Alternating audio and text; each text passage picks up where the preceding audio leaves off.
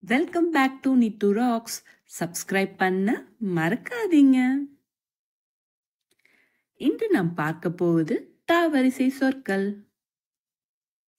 தாத்தா, தீ, தூ, தே, தை, தோ, தௌ. த தக்காளி. தா தாமரை. தி திராட்சை. தீ தீபம். து துப்பாக்கி. தூ தூக்கம். தே தென்னை மரம். தே தேல். தை தையல் இயந்திரம்.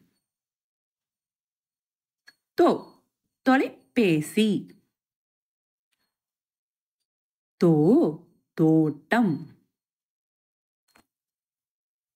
தௌ தௌத்தம், அதாவது துவைத்த ஆடை.